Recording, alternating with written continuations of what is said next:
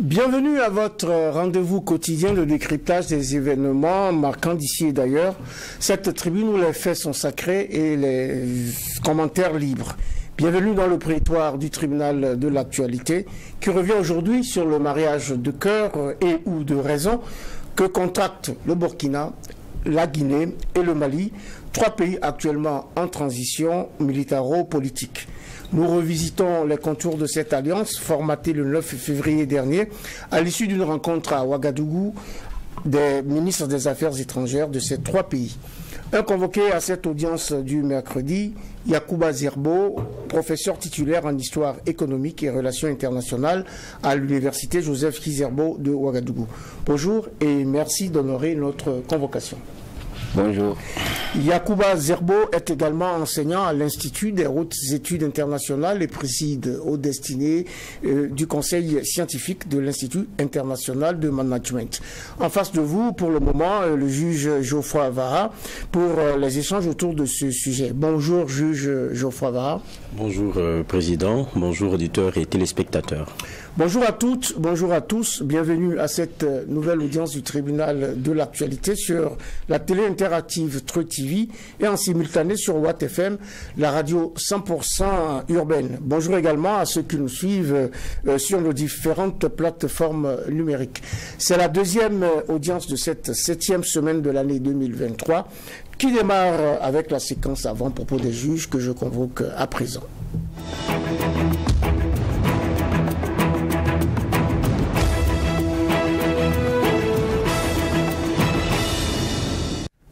C'est la séquence avant-propos des juges. Juge Geoffroy Vara, le plateau est à vous. Merci, président. Moi, mon avant-propos va concerner un article très intéressant de lefaso.net sur les pénuries de gaz. On a en tout cas abordé ces questions-là dans divers reportages. Ça revient encore tant souvent l'inconfort des ménages et donc des consommateurs revient de façon cyclique. Vous pensez que c'est passé et puis après, un moment comme ça, vous cherchez une bouteille de gaz, vous vous rendez compte que on dirait que le problème demeure, difficile d'avoir des bouteilles. Quand vous passez dans des là où vous avez l'habitude de vous approvisionner, ils vous disent par exemple on est venu chercher les bouteilles, ça fait 2-3 jours depuis ils sont pas encore revenus. C'est un peu la même rengaine. Je rappelais que ici on avait pu avoir le ministre du commerce, c'était quoi lors d'une visite du CIAO et comme c'était la question prégnante et en ce moment le besoin était criant chez les populations, on a posé la question au ministre, il a dit bon c'est pas ici, moi je suis venu pour le CIAO, bon alors qu'on a du mal à les avoir très souvent en face. Mais ceci dit, quand vous lisez l'article, ils disent qu'ils sont même allés aussi vers du côté de la Sodabi et bon, c'est pour ne pas citer une marque, ils sont allés vers une marque et qui dit que bon, en tout cas, eux, c'est pas eux le problème parce qu'ils emmènent leurs bouteilles au niveau de la Sodabi et puis bon, ils essaient d'approvisionner comme ils peuvent. Il y a certains détenteurs de dépôts qui partagent la même réalité, les camions qui venaient et enlever les bouteilles pour revenir le lendemain, font 3-4 jours par mois avant de venir et lorsque vous passez une commande, vous en voulez 300 ou dans le meilleur des cas c'est 150 vous allez avoir, mais jamais vous aurez ce que vous voulez dans la proportion que vous voulez. Donc il y a quelque chose qui ne dit pas son nom. Quel est le problème de fond? Bon, souvent quand vous écoutez aussi le pouvoir central, on vous dit bon ce n'est pas une pénurie, on vous donne des explications. Mais il y a un gros problème, je pense que il y a aussi un langage de vérité peut-être à avoir et puis en même temps ça permet une petite brèche. On sait que c'est subventionné, on ne peut pas accepter que les taxis continuent de rouler au gaz aussi au vu de tout le monde. En son temps, on a vu Simon Compaoré, alors mais en son temps maire, dénoncer cela et puis tenter d'engager dans une ville comme Bobo-Dioulasso, très connue pour cet usage-là, d'engager une dynamique, mais ça n'a pas pu prospérer parce que là, on a souvent la réalité de l'Africain qui est solidaire dans le mal. Quand c'est cela, il se protège. Mais ce n'est pas normal, c'est subventionné. C'est pour que les ménages puissent les utiliser. Et donc, ça aussi, c'est des éléments à mettre dans la balance. Donc, je crois que ça mérite réflexion, ça mérite qu'on s'y penche. Et c'est important, d'autant plus que c'est récurrent. Je ne veux pas qu'on dise pénurie, mais en tout cas, le consommateur final n'a pas ce produit-là. comme il veut, quand il le veut, à disposition. Alors qu'il en a besoin, le consommateur final, il en a besoin au quotidien. Il va falloir donc regarder de plus près cette situation pour résoudre le problème. C'était la première articulation de cette audience, c'est la séquence avant-propos des juges. La séquence avant-propos des juges du tribunal de l'actualité cède maintenant la place à la fenêtre des généralités. C'est juste quelques questions à notre convoqué du jour, Yacouba Zerbo, professeur titulaire en histoire économique et relations internationales à l'université Joseph Kizerbo. Joufa Bara, question de généralité. Bon, ça, parce qu'on a un spécial des questions économiques. On regarde le Burkina, on regarde notre réalité aujourd'hui, c'est pas seulement que le Burkina. Il y a une conjugaison d'éléments qui, depuis la Covid, avec la crise russo-ukrainienne et tout cela, on a comme l'impression que pour ce qui est de nos économies, soit on n'a pas pensé à alternative, ou bien bon, on ne s'est pas protégé vraiment de certains chocs, tant et si bien qu'on est frappé de plein fouet. Quand je prends par exemple le cas de la crise russo-ukrainienne, pour des questions de blé, bon, on a été surpris de voir qu'on était si lié à un produit qu'on pensait être bon, peut-être pour le commun des Burkinabés, je ne dirais pas logé dans le luxe, mais pas loin de cela, dont on pouvait se défaire. Qu'est-ce qui explique ce genre d'éléments comme ça qui nous reviennent à la figure lorsqu'il y a une crise aussi lointaine et sur des produits comme le blé, on s'est dit bon, c'est pas le quotidien forcément des 22 millions de Burkinabés, surtout en milieu rural et tout, et quand on en parle dans nos économies, vous voyez la crise russo-ukrainienne toujours invoquée même par nos décideurs. Oui, merci monsieur le juge. Alors je crois que en matière de crise économique, notamment liée à la question du Covid et également à la guerre en Ukraine, il faut se convaincre qu'il y a une logique qui est là. C'est ça que nous sommes dans un monde mondialisé. C'est-à-dire que la mondialisation est là. Alors, ça fait que les économies sont interpénétrées. Si bien que s'il y a une crise importante quelque part, ça peut se répercuter très loin. Et c'est là, il est clair que le Covid a créé vraiment beaucoup de dégâts. Sur le plan de la santé, sur le plan de l'organisation des entreprises, sur le plan effectivement de la déperdition effectivement des ressources humaines, ainsi de suite. Et également sur le plan effectivement de l'achat, de la distribution, de la ventilation effectivement de ces produits à travers le monde. Et on a constaté effectivement que par cette situation, on a vu la place de l'Afrique qui en réalité n'était pas vraiment bien lotie. Parce que tout simplement on était servi généralement au dernier moment, d'une part, et d'autre part également on n'était pas aussi bien servi. Parce que tout simplement notre technologie n'était pas vraiment à la hauteur pour répondre effectivement à ces besoins criards en cette période bien précise de la crise du Covid. Et je crois que ça a été effectivement une sonnette d'alarme qui doit inviter effectivement nos autorités, en tout cas, à avoir effectivement de la vision pour que il y ait vraiment une parade si éventuellement de telles situations devraient arriver. Mais maintenant, concernant la question du gaz, la question du pétrole, et je crois en avoir parlé un peu longtemps, notamment sur la télévision nationale, au début effectivement du conflit, il a fait comprendre qu'à court, moyen et long terme, il y aurait effectivement des répercussions sur tout. Parce que quand la crise touche le pétrole, alors sachez très bien que tous les pans de l'économie sont automatiquement touchés. Et ça touche tous les pans de l'économie parce que tout simplement, nous, à notre niveau, nous sommes servis effectivement par nos partenaires de l'Occident. Et quand vous regardez la chaîne, c'est tout que ceux qui nous servent se servent ailleurs aussi. Voilà. Ils se servent ailleurs et c'est chez les pétrodollars qui se servent, notamment en Arabie Saoudite, Qatar, Yémen et autres, et également la Russie. Si bien que s'il y a effectivement problème de pétrole, problème de gaz, au niveau effectivement de ces différents pays, notamment en Europe, qui nous fournit très souvent effectivement ces produits, sachez très bien que nous serons automatiquement concernés. Donc ça fait que, au niveau effectivement de nos économies, nous sommes fragilisés. Sérieusement fragilisés parce que tout simplement, nous n'allons pas directement prendre au niveau du producteur direct.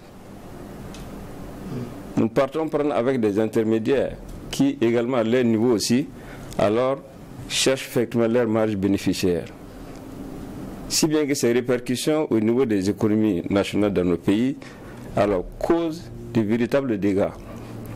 Ces dégâts, effectivement, on les constate d'abord en Europe, puisque quand vous constatez effectivement la crise de l'énergie à ce niveau, où on doit même en quelque sorte rationner alors l'énergie par moment pour qu'effectivement il n'y ait pas vraiment de panne effective.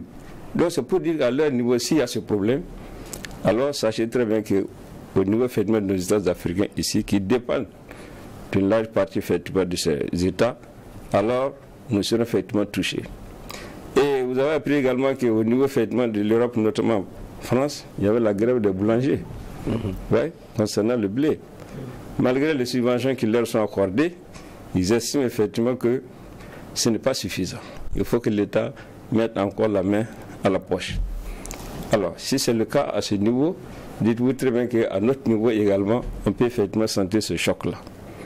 Donc, les économies étant interconnectées, alors toute crise vraiment de l'autre côté effectivement, de l'horizon effectivement du monde, alors cette crise peut avoir des répercussions sérieuses dans des confins très lointains. Voilà rapidement ce que je peux dire à ce sujet-là. C'est vrai que vous faites une bonne brèche sur la question du pétrole. On a eu une hausse du carburant, c'est 100 francs en gros sur le super. On a écouté aussi les explications données par l'autorité qui revenaient sur ce qui ne dépend pas de nous et qui est exogène, ça veut dire les fluctuations à l'international, le caractère supportable de la subvention et puis la spéculation qui est faite parce qu'on a un prix intéressant et donc les voisins viennent quelquefois se servir ici. Mais quand on regarde la proportion, est-ce que ce ne sera pas trop impactant? Et la proportion de 100 francs. Parce qu'on a été habitué à des hausses de 35 francs, de tout, mais là on est dans une proportion qui, bon, de mémoire, c'est pas tout le temps qu'on l'a, quoi. Oui, c'est vrai, c'est vrai. Alors, une augmentation de 100 francs du coup, alors quand on a répercuté effectivement sur le nombre de litres, notamment que certains camionneurs prennent par jour, et quand on fait vraiment ce calcul sur le long terme, pratiquement peut-être sur 2 mois, enfin une semaine, 2 semaines, 1 mois, franchement c'est astronomique. Et je ne sais pas effectivement les raisons qui expliquent ça, mais sachez également que peut-être au niveau du Burkina, nous sommes dans une situation vraiment très très compliquée. Très compliquée, en ce sens que le vrai qu'il y a la crise de l'Ukraine qui est là, effectivement qui nous secoue à notre manière ici, et le Covid aussi qui nous a secoué d'une certaine manière, mais il y a aussi la lutte contre le terrorisme. C'est un élément très fondamental et on sait très bien que nos économies sont très fragiles. Lorsqu'il y a une crise qui s'annonce, alors il faut forcément chercher en tout cas le soutien quelque part, ou bien il faut en tout cas chercher un partenariat pour avoir certains fonds pour juguler ces problèmes-là. Mais les autorités sans doute ont visé que ce serait bon que nous comptions effectivement sur nos propres forces. Sur nos propres forces, au lieu d'aller effectivement quémander par-ci par-là. Il serait bon effectivement qu'on mette les populations en contribution. C'est vrai qu'il y a une contribution, entre-temps, il y a une augmentation il n'y a pas longtemps qui a été faite. Et si on en vient à faire une autre augmentation, à hauteur de 100 francs de plus sur le litre de carburant, c'est pour dire que la situation est vraiment très sérieuse et qu'il faut vraiment solliciter sérieusement la population. Bon, j'espère que cette période-là ne va pas durer, mais ce qui est là, c'est que c'est une demande de l'autorité. Et elle a sérieusement réfléchi sur la question.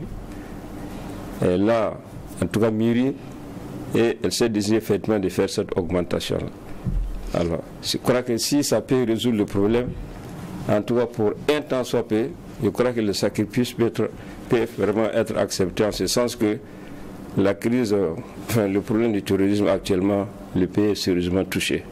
Voilà. Je crois qu'on doit se mettre à l'idée que c'est un élan patriotique, c'est un élan national Mais on s'est dit que peut-être ça ne sera pas pour un long terme. Mais en même temps, est-ce que ce n'est pas un peu le serpent qui se mord la queue? Vous disiez tout à l'heure, on est dans une situation qui est assez difficile. On sait que c'est la question de sécurité. Il faut chercher les moyens, il faut faire cette guerre-là. Les moyens, un État, il va les chercher sur les ressources internes qu'il mobilise et puis aussi en externe. Maintenant, en interne, c'est le tissu social qui contribue avec les impôts, les taxes et tout. Alors que de ce qu'on sait, l'Institut des statistiques là, je vais donner pour ne pas me tromper, pour être plus précis, l'Institut national de statistique et de développement précisait qu'à partir depuis octobre 2022, on était quand même dans une proportion record, 13,5 de taux comment on appelle ça, d'inflation atteint dans notre espace. Et c'est sûr que ça a encore augmenté depuis octobre. C'était une grosse crainte d'ailleurs. Donc sur le panier de la ménagère, sur le tissu économique de façon générale. Donc quand la pression devient comme ça forte, le niveau général des prix qui est élevé, ça devient plus difficile pour les populations elles-mêmes qui doivent contribuer aussi. Et quoi qu'on dise, voilà pourquoi je dis, est-ce que c'est pas un serpent qui se mord la queue? Est-ce qu'il n'y avait pas de la mesure à avoir peut-être même dans l'augmentation qu'on devrait faire? Voilà pourquoi j'ai parlé de proportion. Et dans ce cas de figure, vous êtes économiste, hein, est-ce qu'il y avait des leviers possibles? Il y avait d'autres leviers possibles? Oui, bon, je crois que ma première réflexion allait dans le sens vraiment d'un élan patriotique et de la préoccupation des autorités de trouver des alternatives pour cette question de lutte contre le terrorisme. Il est bien vrai. Et l'État, effectivement, a beaucoup de possibilités, a beaucoup de créneaux par lesquels, effectivement, il peut passer pour, en tout cas, engranger des fonds. C'est bien possible. Parce que l'assiette des recettes au niveau fiscal, au niveau national ici, elle est assez élastique aussi. Hein. Elle est assez élastique.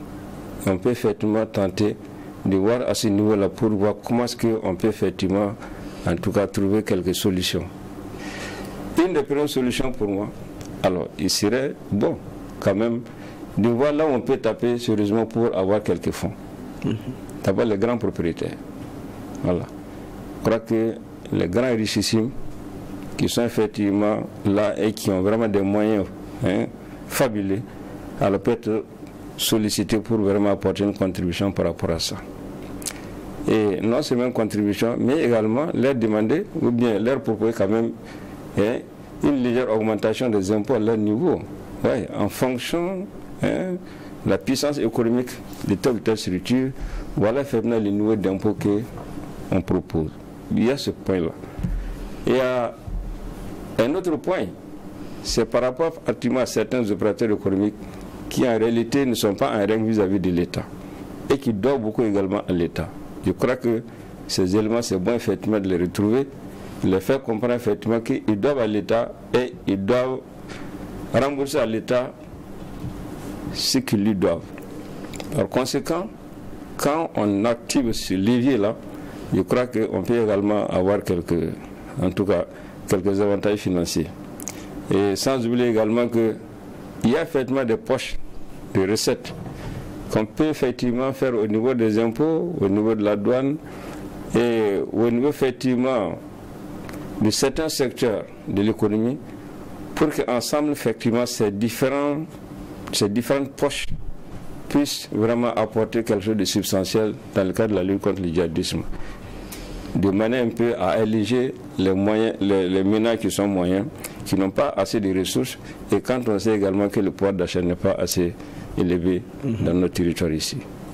Le pouvoir d'achat n'est pas élevé et cette hausse du prix du carburant viendra, vous l'avez souligné, impacter une hausse générale des produits de grande consommation, et ce n'est donc pas heureux pour la population. C'était également le propos du juge Geoffroy Vara. En tout cas, c'est une rencontre tripartite qui dégage une vision commune sur des sujets d'importance majeure et d'intérêt commun. Le Burkina, la Guinée et le Mali veulent veulent mutualiser leurs forces pour cheminer ensemble dans un contexte où ils partagent la même réalité d'une transition, une transition politico-militaire suite à une série de coups d'État dans les différents pays. Aujourd'hui, l'audience du tribunal de l'actualité reçoit pour vous Yacouba Zerbo. Il est professeur titulaire en économie, il est également professeur en relations internationales. Pour vous, peut-on parler de mariage de raison, de mariage de cœur ou alors des deux? Mariage de raison, mariage de cœur. Bon, à mon avis, on peut prendre les deux. On peut prendre les deux. Il y a des ressorts historiques qui expliquent que les trois pays puissent... on peut prendre les deux.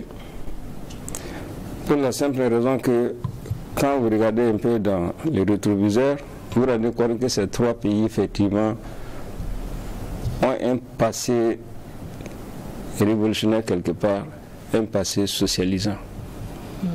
Je parlais ici de la Guinée, alors de Ahmed Sékou Touré, un grand révolutionnaire africain à l'époque, syndicaliste, et qui effectivement s'est fait vraiment entendre lorsqu'il a dit le non, en tout cas au référendum constitutionnel de 1958 au général de Gaulle.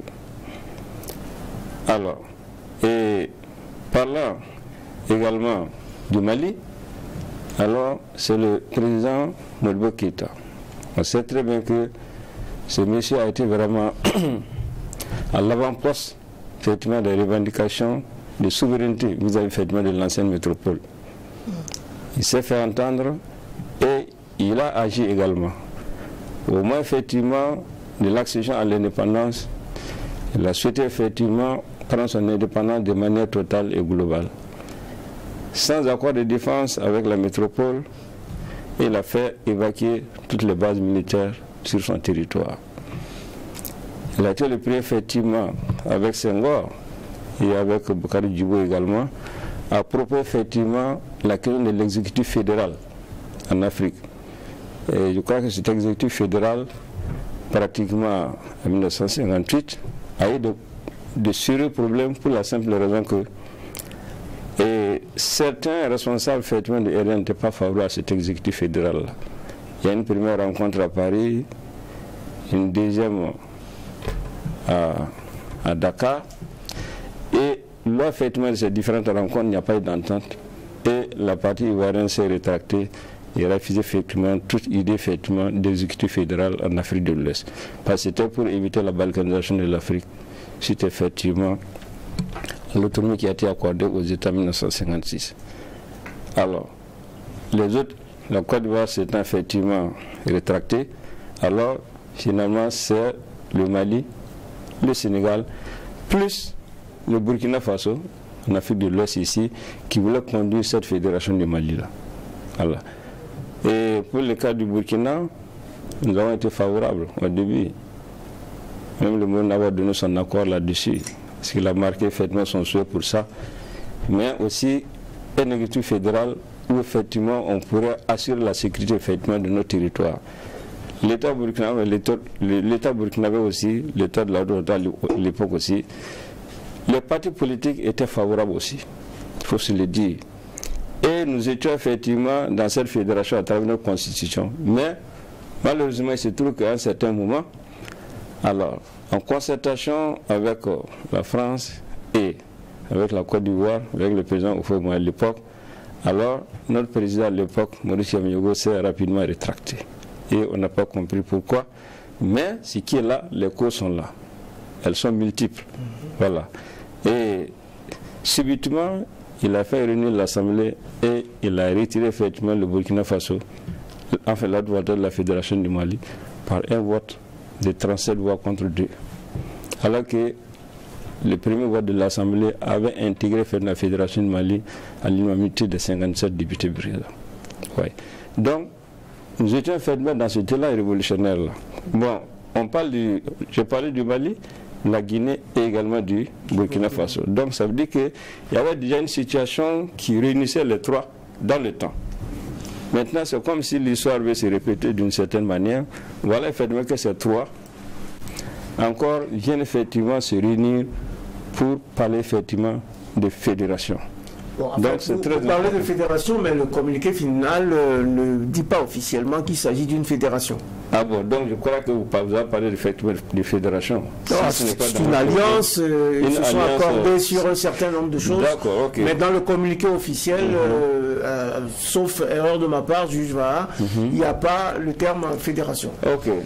Donc s'il n'y a pas le terme fédération, je crois que en tout cas c'est une alliance qui est là, qui en tout cas veut marquer la volonté effectivement de ces trois pays, en tout cas de mettre leur empreinte dans la conduite des États et de faire un chemin qui pourrait vraiment répondre aux aspirations de leur population. Oui, juge Geoffroy Vaha. Sauf aussi que le terme fédération, je pense que c'est le Premier ministre lui-même qui l'avait prononcé au Mali. C'est ça. Donc on n'est pas... Dans l'opinion, évidemment, on parle de fédération, mais dans le communiqué final de cette rencontre qui a eu lieu à Ouagadougou, on n'a pas lu le terme fédération. On parle plutôt de renforcer les liens de solidarité avec sur le plan économique et tout. Voilà. Etc. Mais il n'en demeure pas moins que le Premier ministre, lui, a utilisé le mot fédération. Et donc, du coup, ça a suscité aussi beaucoup de questions. Et il l'a martelé aussi. Il l'a martelé, c'est bien de le dire. Mais en même temps, tout à l'heure, vous nous faisiez un rappel historique très intéressant. Maintenant, quelqu'un dirait autre époque, autre réalité. Aujourd'hui, l'eau a coulé sous le pont et on est dans des postures qui sont bien différentes. On est dans des réalités qui sont bien différentes. Le Burkina d'hier, le Mali d'hier, la Guinée d'hier, c'est différent de ces pays que nous avons aujourd'hui. Au fond, est-ce que le dénominateur commun, ce qui lie, ce n'est pas d'abord les militaires au pouvoir dans les trois pays? Et le dénominateur commun, on peut effectivement, pour préciser, où le sort des militaires au pouvoir, je piège encore mes mots, parce qu'ils gèrent des transitions, ils sont aux affaires dans un espace qui a changé et qui a évolué. On a cette rencontre tripartite. Le premier regard au fond, est-ce que ce n'est pas cela qui semble être le lien premier? Et je crois que, alors, attacher la situation au rôle militaire qui explique en quelque sorte la jonction des trois, ça peut effectivement s'apprécier de cette manière parce que les trois sont militaires, il faut le reconnaître. Ils sont effectivement venus par le coup d'État. C'est vrai. Mais je crois que c'est dans un élan social, un élan effectivement de façonnement de la vie politique dans les différents pays et également une certaine aspiration des populations et une certaine lecture de l'évolution de la vie politique et économique des différents pays qui ont abouti effectivement à cette situation-là dans ces différents pays. Donc, ce qui veut dire qu'il y a un contexte qui est là, il y a une circonstance qui est là, c'est bien vrai. Et quand on est dans une situation, quand on est dans un élan donné, c'est toujours beau effectivement de trouver des repères. C'est un premier point. C'est aussi important de sécuriser sa situation. Et de trois également, il faut en tout cas réussir à mener à bien la mission qui vous est confiée, la mission pour laquelle vous êtes arrivé. Voilà. Et cette préoccupation, je crois que elle est vraiment la préoccupation de ces différents responsables politiques au niveau des différents États. Mais sans oublier également que le contexte dans lequel on se situe, comme vous l'avez dit, on a évolué. Mais on a évolué comment? C'est ça. Les populations ont évolué, les activités se sont multipliées, les partis politiques sont créés, il y a effectivement des régimes qui sont passés, ainsi de suite. Mais ce qui est là, c'est que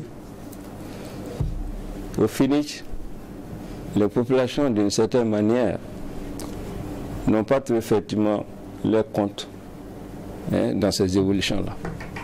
Malgré le temps qui est passé, alors l'amertume est toujours là, le regret est toujours là. Et c'est ça qui explique vraiment les tumultes politiques au niveau des différents États, de temps en temps, qui se traduit effectivement par l'avènement des militaires sur la scène politique. Et le contexte a changé également, parce que tout simplement, nous sommes dans un contexte régional et sous-régional très complexe, parce que dominé effectivement par des institutions sous-régionales, régionales et internationales, qui effectivement veulent avoir leur mot à dire dans la gestion de la chose publique, tant au plan du concert des nations concernant les institutions internationales, les institutions sous-régionales, mais également tant à l'intérieur des différents États. Je vais parler pratiquement de l'Union africaine, je vais parler effectivement de la CEDEAO, qui sont effectivement les grandes actrices au niveau de nos États africains, qui veillent au grain et qui suivent de très près ces situations. Et par moment, quand on regarde la situation, on dirait effectivement que c'est vraiment une sorte de confrontation qui est là, mais qui ne dit pas son mot, enfin son nom, mais que nous voyons venir parce que tout simplement, les lanternes sont là et en tout cas, nous sommes là, nous observons. Et on s'est dit que, comme vous venez de le dire, est-ce que ce n'est pas une manière effectivement de trouver une alternative à leur présence, justifier cela, ou bien répondre effectivement à l'aspiration profonde de leur population, qui en réalité semble effectivement les conforter dans leur position, d'une certaine manière. Mais les obstacles sont là. Si besoin en est, on peut en parler. Mais aussi, à la matière, les atouts ne manquent pas. Les obstacles, commençons par les obstacles alors. Oui, ça. Il faut commencer par les obstacles. Vous semblez dire que les institutions, CEDEAO et l'Union européenne, pour vous, est-ce que cela veut dire que ces institutions-là ne jouent pas leur rôle? Et vous semblez pointer du doigt leur ingérence dans les affaires intérieures. Pas d'ingérence, c'est leur principe. Ça fait partie effectivement de leur mission. Donc elles sont dans leur droit. Dans leur droit. Okay. Oui, ça fait pas de leur mission. Okay. Voilà. Ça fait pas de leur mission. Parlons donc des obstacles. Alors, les obstacles, on peut se dire que dans une situation internationale assez confuse, alors quand effectivement on veut imprimer une nouvelle marche, je crois qu'il y a à chaque fois effectivement des difficultés qu'on peut rencontrer facilement, notamment en parlant effectivement de la situation intérieure. Oui, parce que l'avènement des militaires au pouvoir n'est pas apprécié de tous. Et c'est clair que les partis politiques ne sont pas vraiment sont pas vraiment entrepreneurs pour vraiment ces avènements-là. Or, effectivement, ceci aussi arrive en faisant comprendre que c'est pour corriger les erreurs, les insuffisances et les incapacités, effectivement, de ces partis à résoudre les problèmes de la population. Ouais. Donc, ce qui veut dire que les partis étant à la touche, ils regardent effectivement ces militaires en action. Et, de manière globale, est-ce qu'ils sont d'avis pour que ces missions réussissent? Est-ce qu'ils vont accompagner effectivement ces nouveaux responsables pour réussir les missions? Et je crois dans le cadre d'un élan national patriotique et dans un contexte de lutte contre le terrorisme, je crois que le nationalisme doit prévaloir. Parce que c'est un conflit qui concerne tout le monde, c'est une situation d'insécurité pratiquement totale, et à la matière, je crois que la division ne sert pas. Il faut vraiment aller les renserrer pour résoudre ce problème-là.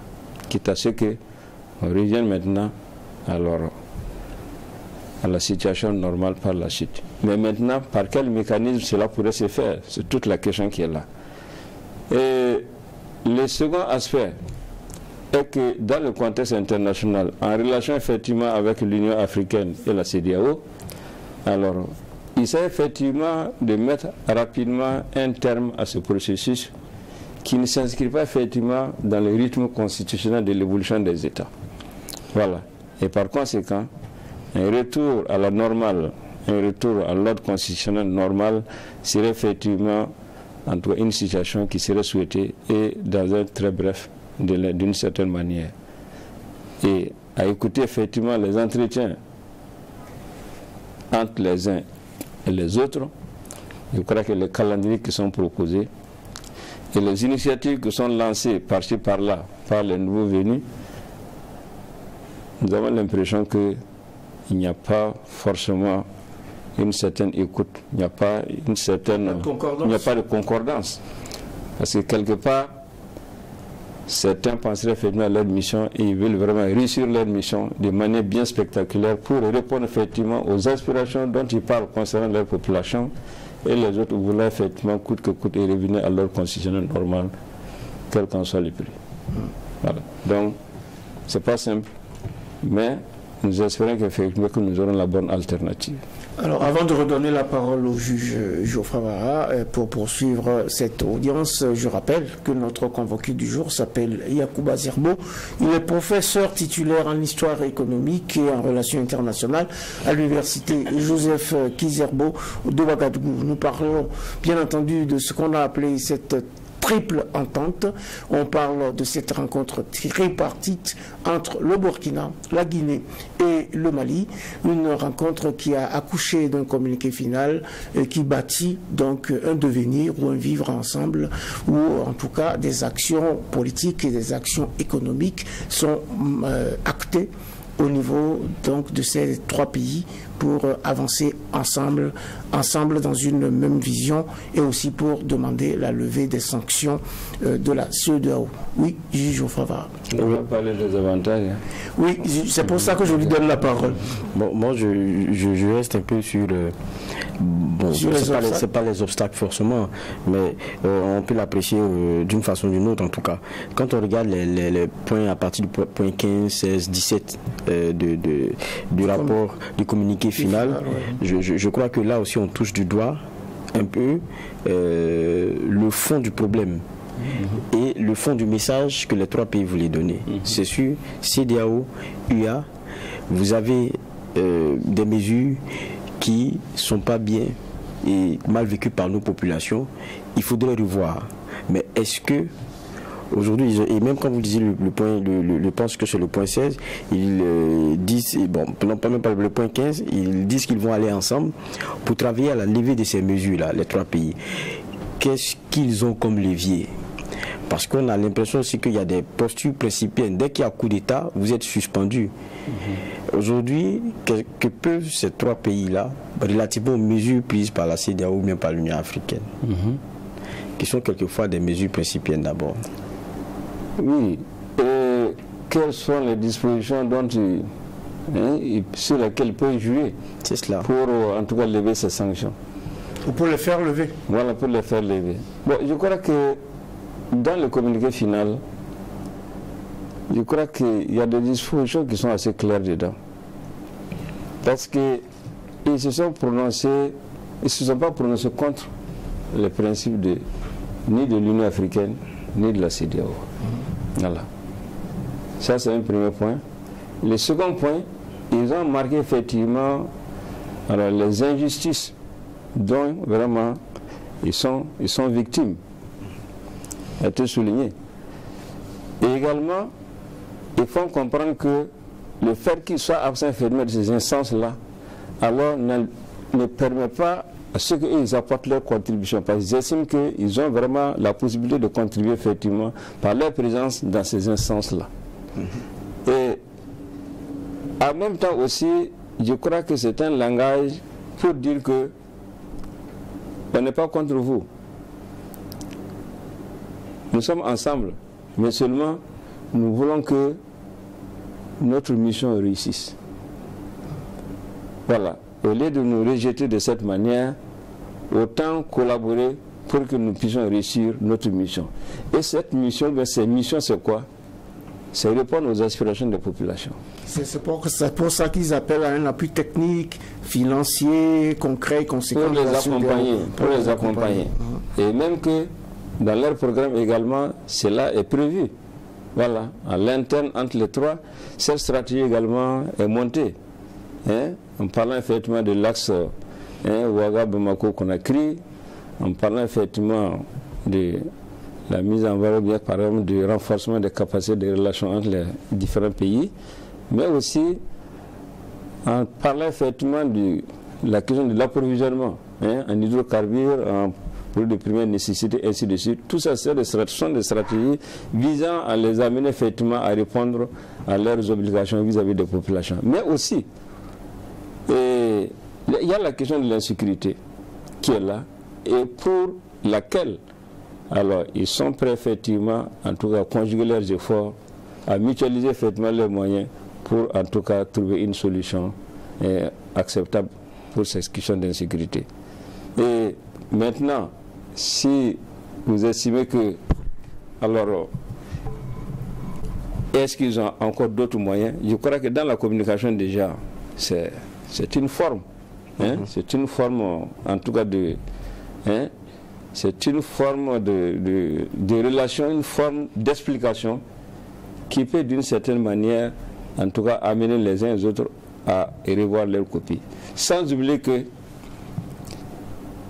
au niveau, par exemple, de la CEDEAO, il est bien vrai qu'on a l'impression que les idées proposées effectivement par les trois ne semblent pas être bien acceptées. Ça, c'est un. Et de deux, je crois que c'est un représentant effectivement du Parlement nigérien, qui est un certain Chaïbou, qui faisait comprendre que, en tout cas, les initiatives des trois ne doivent pas passer, mais seulement il estime qu'il y a une certaine incompréhension et qu'il faut échanger, il faut communiquer. Donc pour lui, peut-être qu'il y a vraiment une certaine possibilité d'échanger pour effectivement, en tout cas, lever les zones d'ombre pour apporter effectivement une collaboration bien franche. Mais, à la lumière et en réfléchissant effectivement sur la rencontre, on peut bien se dire que il y a quand même des initiatives qui sont là, qui sont en gestation, même si elles ne sont pas vraiment affirmées de manière franche et claire.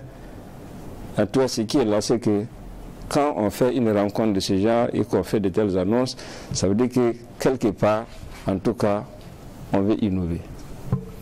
Innover, se détourner de l'existant pour arpenter d'autres pistes, par exemple. Je dis qu'on veut innover. C'est là aussi peut-être où vous voulez parler des avantages de ce regroupement. Non, si je dis innover, ça veut dire que c'est passer à l'action d'une certaine manière, ça veut dire agir d'une certaine manière. Parce que si vous écoutez effectivement les uns les autres, bon, et même les reproches qui sont faits effectivement à ces instances-là, alors on a l'impression qu'on estime que c'est vraiment le moment en tout cas de changer la donne. Changer la donne, c'est quoi? Il serait vu l'évoluer sans... Attendez. Non, changer la donne, ça veut dire qu'il faut agir et il faut en tout cas changer effectivement les paramètres et les paradigmes de manière à retrouver effectivement la sérénité au niveau des populations, assurer le progrès social et assurer de manière pleine et entière la souveraineté des différents États. Cela veut dire qu'il faut sortir de ces instances-là? Pourquoi? Ça, je ne l'ai pas dit. Ouais. Non, mais c'est pour ça, moi, je veux peut-être que notre convoqué du joueur affine peut-être la pensée pour que nous on maîtrise un peu plus. Parce que quand on regarde, disons le tout net, ce sont aussi des calculs et puis des postures et des messages qui sont envoyés. Ça, il ne faudrait pas qu'on se leurre. Très bientôt, c'est sûr que la CEDEAO va commencer à discuter calendrier. Ça, c'est aussi clair que ça. Et donc, les trois pouvoirs militaires, Guinée, Mali et Burkina, ils s'en sont conscients. Et quand ça arrive, la seule chose que brandit la CEDEAO, mais l'Union africaine, c'est des sanctions. Alors que lorsque vous regardez, sur les trois, les dernières grandes décisions qui avaient été prises, c'était plutôt pour le Mali, l'embargo qui a été levé. Accorder deux années de transition au Burkina et puis demander à la Guinée, si je me rappelle bien, de revoir son calendrier parce qu'il demandait beaucoup plus de temps. Il disait, bon, quand on regarde votre contexte, on ne sait pas pourquoi est-ce que vous demandez plus de temps alors que certains pays font face à une insécurité, mais ils sont prêts à passer à une transition dans un délai plus raisonnable. Donc ça, c'était les postures d'avant. Donc même quand on parle des mesures aujourd'hui contre les populations, même quand vous prenez le cas du Mali, l'embargo, ça n'a pas fait grand-chose. Hein. Et la CEDEAO a vu que ce qu'elle a brandi n'a pas eu l'effet escompté. Voilà, n'a pas eu tellement d'effet. Donc ça, on se retrouve déjà devant une limite objective. Mais quand on vient dire encore que non, les mesures qui sont prises asphyxient ou font souffrir les populations, j'ai comme l'impression que on dévance un débat qui pourrait arriver. Parce qu'on devra parler calendrier. Quand on prend le cas du Burkina, on a reçu ici les personnes de ressources sur les questions électives. On n'en discute pas, on n'aborde pas, même le monde politique s'assoit et regarde, mais les délais, c'est plus possible. Mais à un moment donné, c'est sûr qu'on va en parler. Donc je vais dire que, est-ce que c'est pas tout ça qui est un peu mis dans la nasse? Et puis, bon, il y a un message qui est envoyé, écoutez, vos sanctions, c'est bien, mais nous on est en train de travailler sur un axe, c'est mieux de regarder ça et vous dire qu'il faut faire avec nous. Oui, je crois que dans de telles situations, il faut toujours préparer ses arguments, il faut toujours avoir vraiment des positions qui vous permettent d'aller aux échanges. Et dans la situation des trois pays, je crois que s'exprimer d'une certaine manière et se projeter effectivement dans l'avenir concernant effectivement les missions qui leur sont accordées, je crois que c'est une manière effectivement de faire comprendre aux autres également que nous avons effectivement un programme. Alors, notre souhait effectivement est que les choses puissent évoluer dans ce sens-là. Et il est vrai qu'au niveau du Mali, la sanction n'a pas eu l'effet escompté, c'est bien vrai. Et au Burkina également, on n'en a pas connu comme ça, bien vrai. Maintenant, le vrai hic maintenant, c'est la question du calendrier. Voilà. Et la question du calendrier, au regard effectivement de ces différentes sorties, on peut comprendre aisément, de manière un peu, en tout cas souple, hein, et tamisée, qu'il peut y avoir effectivement une compréhension par rapport à ça. Les délais. Puisque les programmes qui sont annoncés, il est tout à fait évident qu'on ne pourrait pas effectivement les réaliser dans les délais qui sont impartis et dans le temps qui est accordé effectivement à ces états-là. Et ça peut faire l'objet de débats, ça peut faire l'objet de discussions, d'échanges. Et ça peut faire l'objet aussi de compréhension de la part des institutions sous-régionales pour ne pas vraiment jeter de l'huile sur le feu. On peut faire des concessions pour, en tout cas, faire évoluer les choses de manière à ce qu'on puisse revenir à une situation apaisée, à une situation constitutionnelle normale et dans de bonnes conditions. Voilà. Et je crois qu'en la matière, l'affrontement n'est pas nécessaire. Il faut que, en tout cas au niveau sous-régional et au niveau régional, que, en tout cas, la posture soit vraiment l'apaisement. Oui, on parle de, on voit aussi depuis le Burkina, on parle de ce qui pourrait arriver pour ces pays-là vis-à-vis d'une CEDEAO ou bien d'une Union africaine. Mais de l'autre côté, j'ai parlé du cas du Mali tout à l'heure, où il y a eu des suspensions, il y a eu des mesures qui ont été prises, embargo et tout, mais après la CEDEAO a vu qu'il n'y avait pas tant d'effet, tant le Mali a travaillé à ouvrir des couloirs pour pouvoir se donner un bol d'oxygène. Est-ce que la CEDEAO ou l'Union africaine ne se retrouve pas de plus en plus fragilisée avec ces types de régimes que nous avons, mais qui ont de la résilience et aussi, quoi qu'on dise, qui ont derrière un soutien vraiment populaire, qui ont vraiment aussi quelquefois une bonne partie de leur peuple derrière? Et c'est pour cela que j'en suis arrivé effectivement qu'il faut effectivement qu'il y ait de l'apaisement au niveau effectivement des instances régionales et sous-régionales pour ne pas jeter de l'huile sur le feu. Parce que quand vous avez effectivement des situations de ce genre et que vous avez voulu effectivement ramener la situation dans l'ordre que vous voulez et qu'il y a des situations qui persistent, qui montrent que alors ceux qui sont dans une situation différente et qui arrivent effectivement à s'organiser, à donner satisfaction à leur population, je crois que la meilleure solution, c'est effectivement de discuter, d'échanger. Autrement dit, 15 États, on a retiré 3, ça va faire 12. Alors qu'il y a un ressort de la CEDEAO qui fait comprendre qu'ils sont 15 et ils veulent être 15. Voilà. Et si on veut être 15 aussi, alors il faut composer aussi avec les autres. Voilà. Mais ce qui est sûr et certain, c'est que les options sont différentes. C'est clair.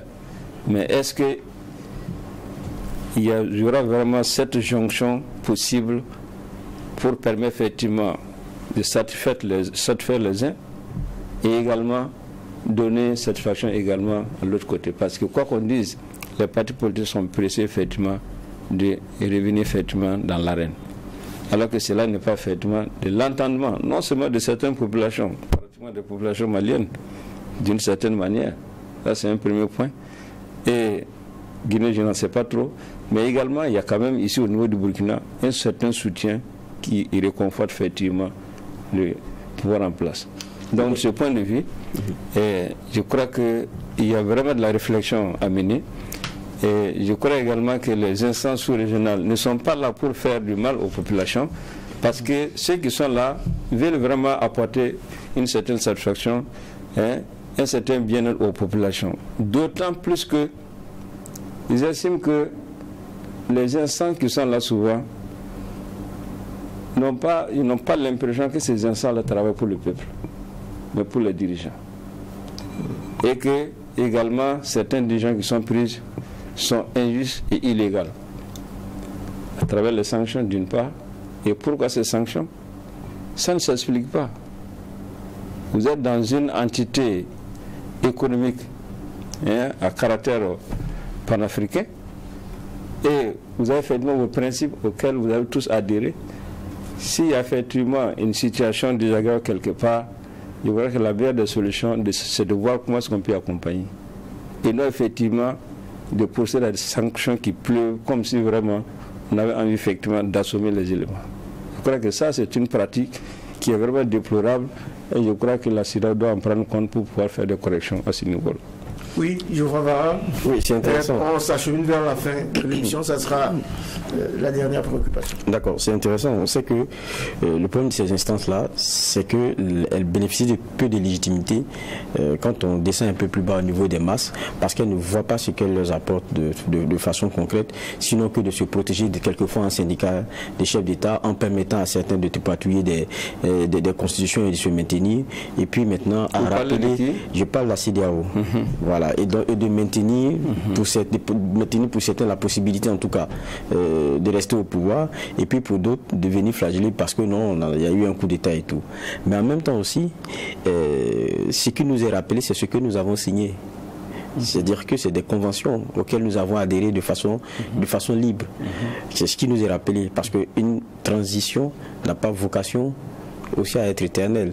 Il faut que d'une façon ou d'une autre, elle soit amenée dans un accompagnement serein à cesser, parce qu'il il faut revenir à un ordre normal. Est-ce que ça aussi, c'est pas un rôle qui doit être joué? Peut-être que la CEDEAO joue le mauvais flic, mais est-ce qu'il n'y a pas ce rôle-là qu'il faut jouer? Parce que ces pressions, ces transitions ont besoin de pression pour que ça s'arrête. Sinon, on peut trouver toujours les raisons de rester. Voilà, et une transition n'a pas vocation à être éternelle, mais une transition n'a pas vocation non plus à être longue. Oui, et une transition n'a pas vocation à être longue, il est bien vrai. On parle de transition, c'est bien vrai. Mais maintenant, ça dépend, c'est le contexte dans lequel la situation est. Notamment, comme on connaît mieux le cas du Burkina, et peut-être un peu le cas du Mali également, nous sommes dans un contexte où il faut voir non seulement au niveau sous-régional, mais aussi au niveau international. Les transitions effectivement liées effectivement à des situations alors de coups d'État ou bien par exemple de situations de crise qui ont amené effectivement à la création d'États exceptionnels d'une certaine manière. Et on a vu des cas effectivement où la transition effectivement a été prorogée. Ça c'est un premier point. Le second point, c'est que nous sommes dans un contexte de terrorisme. Voilà, un contexte d'insécurité où, par exemple, au niveau du Mali, c'est vrai que la sécurité commence à revenir progressivement, mais au niveau du Burkina, il y a beaucoup d'efforts, mais on sait bien également qu'il y a vraiment des difficultés qui sont là. Voilà. Et même si, honnêtement, on veut effectivement arriver à l'ordre constitutionnel normal, vis-à-vis effectivement des populations, comment est-ce qu'on pourrait interpréter cela? Pendant que les uns et les autres sont entre la vie et la mort d'une certaine manière, et on veut en même temps organiser des élections, parce que tout simplement, il y a une aspiration pour effectivement revenir sur la scène politique. Et je trouve qu'en la matière, les forces profondes du pays, d'une certaine manière, doivent en quelque sorte penser à une synergie d'action. Et accepter effectivement une certaine collaboration pour permettre au pays de sortir vraiment de ces ornières-là, d'une certaine manière, et en tout cas organiser un calendrier conforme effectivement aux intérêts de la nation, aux intérêts de des populations, pour que nous ne mettons pas une crise dans une crise. Il ne faut donc pas mettre une crise dans une crise. Malheureusement, le temps qui nous est imparti est arrivé à son terme et c'est un sujet, comme je le dis souvent, qu'on aura l'occasion de revisiter. Ainsi s'achève en tout cas cette audience du tribunal de l'actualité. C'est la 3e de la 7e semaine de l'année 2023. Qui a revisité pour vous les aboutissants de la rencontre tripartite Burkina-Guinée-Mali, tenue le 9 février dernier à Ouagadougou, avec Yacouba Zerbo, professeur titulaire en histoire économique et relations internationales à l'université Joseph Kizerbo de Ouagadougou et enseignant à l'Institut des hautes études internationales. Merci, professeur, d'avoir honoré notre convocation. Merci à vous de m'avoir invité vraiment sur cette table.